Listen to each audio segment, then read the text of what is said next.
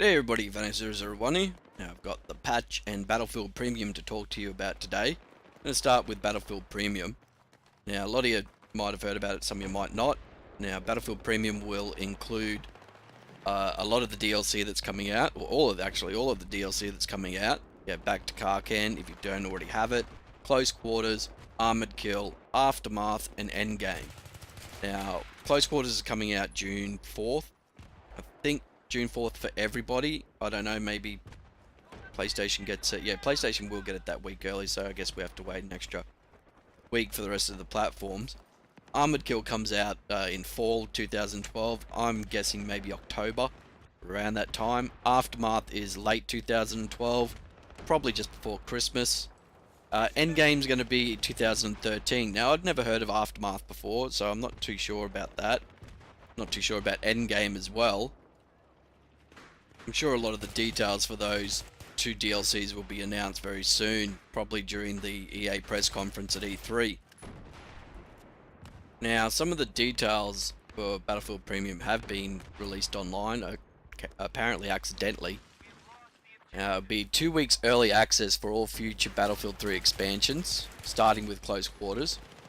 Unique in-game knife, unique dog tag, 10 unique soldier camos, unique weapon camos, stats reset feature, 10 unique platoon emblem decals, increased platoon emblem layers, server queue priority, which I'll get into very soon, save up to 5 of your favorite Battlefield battle reports, 5 unique assignments, exclusive events, exclusive double XP weekends, exclusive videos, strategy guides, additional bonus content. I don't really see a big problem with some of those. 2 weeks early access sounds pretty cool. The server queue priority, which I kind of, maybe is a bit wrong. Some people have already paid their money. Why should you get in earlier? Because you paid a little extra. Then you think about it, if you're in a queue with somebody that doesn't have it, you get in before they do. But then again, they get in maybe 10 seconds later, 30 seconds later anyway. So what's the big deal? On PC it might be a bit more of a thing with 30, 40 people waiting in a queue or something like that. But on console I don't really see a big deal about that at all. So yeah, that was pretty much all the information that was released about Battlefield Premium as such. I'm guessing further details will be released in the future, possibly at the E3 press conference that they'll be having very soon, I think. Now the pricing is going to be pretty high actually for Battlefield Premium. $79 for Australians. Okay, $39, 39 pounds. Should say that right. 39 pounds for the UK. 49 euro. About 50 bucks in the US. Close Quarters if you just want to buy that by itself. About 23 bucks Australian. 15 bucks US. About 11, 12 pounds. Yeah, 12 pounds and 15 bucks. 15 euros. 15 bucks, 15 euros. So if you just want to buy that by itself, there you go. So I'm guessing if we buy the premium, we'll get the same access time that the PS3 will get on Xbox. I'm guessing that the exclusivity will kind of be gone. We'll also have that access, and I guess PC guys will too. But that's just a guess really. There's nothing really confirmed on that. Now I might be a little confused though, but I think Close Quarters comes out on the 4th of June. Not too sure exactly. We'll have to wait and see. I mean, there's talk that they'll be mentioning something about Close Quarters at the E3 press conference. I think maybe just the patch comes out and possibly just PS3 will get Close Quarters on the 4th, and then we'll all have to wait a week. But then if we buy Battlefield Premium, does that mean we also get early access? So I'm guessing a lot of these things will be cleared up at the E3 press conference on the 4th of June. So if you're around it on the internet during the day, you probably might want to have a look at that if you want official confirmation on everything. So I'll start talking about the patch a little bit now. Quite a bit to cover there. I'll just cover some main points, not everything. Okay, probably the biggest news about the patch is that the M26 dart situation is going to be resolved, apparently. So that will be a great benefit to everybody. I think we're all kind of sick of it. You see all the time on server browsers, you know, no M26 dart. It's supposed to be getting a bit of a tweak too, to bring it in line with more of the shotguns, recoil-wise and that. So yeah, that'd be, I think a lot of the shotguns actually in the patch are going to be either buffed with the pellets, or recoil reload time is also another thing that's being buffed. So I think the shotguns are getting a bit of attention this time around. Not really a shotgun user, so I can't really comment. I don't use them too often at all. The other big news is the suppression will be somewhat reduced, is the wording. Now, it won't be completely reduced like it was pre-patch, you know, before we have this one. It's going to be a kind of middle ground, I'm guessing. Now, you will still have a bit of accuracy effect, but it won't be as pronounced as it is now. But it still will be there, okay? It's not going to be completely removed. I think finding that middle ground, maybe, you know, they don't get it right this time, maybe they get it perfectly right. We'll have to wait and see. I think them actually, you know, putting suppression in this patch, I think they realized how much, you know, people didn't really enjoy the fact that their accuracy went to shit when they were suppressed. To an extreme. But yeah, some people did like it, some people said, oh, you just got to adjust your playstyle. I personally didn't like it at all, how pronounced the effect was to your accuracy while you're being suppressed. Another little bell and whistle they're putting into the game is colorblind mode. PC have been enjoying that for a while now. I personally don't think I'll use it. Some players that aren't even colorblind say that they actually do prefer playing in that mode because the icons seem to be more visible to them. For those that are colorblind, I'm guessing, yes, congrats, great, you're getting what you needed to actually enjoy the game, so that's really good. I don't think it's going to be, you know, great benefit to everybody, but for those that really need it, I'm glad they've actually put it onto console. They're going to be improving the F-35 performance. I think a lot of people wanted that. The thing was at somewhat of a disadvantage against the Su-35. There are a lot of changes in regards to vehicles and that. The ECM jammer now should deflect missiles more readily when it's activated. Also, once again, I think this has been in a lot of patches, this one. Fix AA missiles not doing damage to vehicles moving at high speeds. I think that's been in a number of patches, that one there. And I think they're trying again to get that right. They've also done a little tweaking of helicopters. Their rockets will now be as they were pre-patched against armoured vehicles. They've adjusted the M24 mortar damage against vehicles as well. I never really used the mortar, only to get certain assignments done. Placed a couple of vehicles. The VDV buggy on Gulf of Oman will be replaced with a DPV. Jesus Christ, get my bloody mouth around all that. Yeah, that's what she said.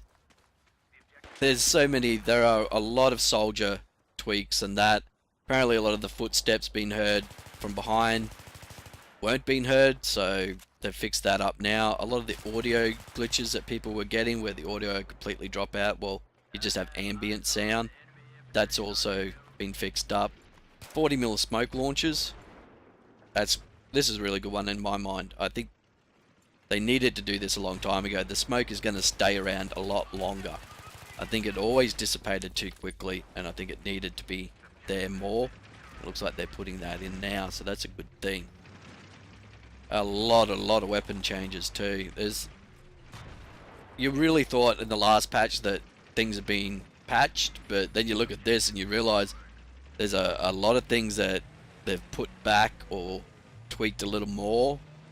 The F2000, AEK, SG553, FAMAS, they've all got foregrip recoil reduction bonuses. They've all been increased. So, you know, I think a lot of those weapons were changed in the patch previously. The SKS has slightly reduced suppression effect. I never really noticed that, but I guess that was an issue for some people. A lot of the tweaks are foregrip related, where they've increased the accuracy of certain weapons. move the vertical recoil or horizontal recoil with that. Anyway, I'll put a full list, a link to the full list in the description below, so you can go have a good old look. I don't want to be sitting here kind of reading them out, which I kind of was for a second there. But I think it's a good idea. You know, they've got a lot of things that are coming in that people wanted. They're changing a few of the weapons back around to how they were pre-patch. I think the recoil reduction was necessary on a few with the foregrip. It just did not seem that relevant anymore.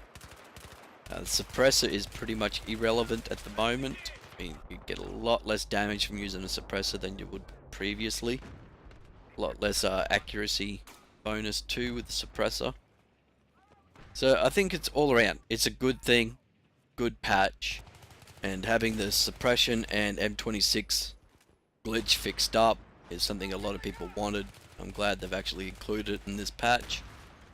As for Battlefield Premium, I myself will probably buy it. However, I can fully understand a lot of people not wanting to spend the money to buy, you know, a certain amount of accessibility to the game, which a lot probably think they already should have for purchasing the game in the first place. For me personally, I would like the 2 weeks early access to DLC. Not even to pay for DLC as it comes out, just pay the one-off fee and then you get DLC from then on. You know, you just download it, you already paid for it. Get a couple of other little bells and whistles that, yeah, whoopee-doo, but, you know, you get them. It could be a lot of fun to have. You know, double XP weekends, probably would never even play them anyway. I didn't play the last one that was around. I don't really see point, you know, to that. I'll get my XP when I get my XP. I'll rank up when I need to rank up, you know, to play the game. I'm not too concerned about ranking up as quick as I can. Overall, I think pretty good week for us in the Battlefield community. I think we've got a lot of good stuff to look forward to. I'd like a little more information about Aftermath and Endgame. Just having a sense of what they're about would be good. I'm not asking for, you know, in-depth detail, just a sense of what they're about would be good. I'm guessing we'll probably get that around the time of Armored Kill. And I'm guessing a few things will probably be leaked in the meantime, over time, you know what I mean? People will find out certain things and they will always find their way to the internet. So I've kind of run out of things to talk about. I just noticed it, you know, it was just like, what now? Kind of thing. But I guess I'll do like an update of how my situation's gone and everything. For those of you that hung around and actually do watch the videos all the way through. Went to the neurologist. Nothing wrong with my brain. It's actually all functioning correctly and all that. I do have a problem with my spine where the electrical signals aren't, I guess, arriving at where they're supposed to at the exact moment they're supposed to. She had to kind of dumb it down for me. She kind of said that in the technical terms, and I think I looked at her like, huh? And she kind of dumbed it down. But I'm taking a pill at the moment, and it's supposed to help out quite a bit, and I should see some improvement with that. That's called myoclonitis. Yeah, something myoclonitis, something like that. I always forget the names and find it hard to pronounce them. But the myopolysstitis is, apparently it's very mild. It is not full-blown as they first thought it was. They're going to monitor that over the next few months and see how much it progresses. It has diminished some. There's an enzyme in your muscles that is related to myopolysstitis. If there's too much of it, can cause some issues, and that enzyme level has been dropping. So they're positive about it. They've told me to look at it on the positive side, and it could be that I've had it for so long. Now they've found it. They treated me for a little bit, and maybe it's going into remission. But the myoclonitis, I will have to keep taking this medication for a very long time, probably. But I am just glad that there is a medication out there I can take, and I don't have to go in for surgery, or it's just something I'm going to have to take pain medication for. It is an actual medication I can take, so very happy about that. So catch us again next time. Thanks for watching.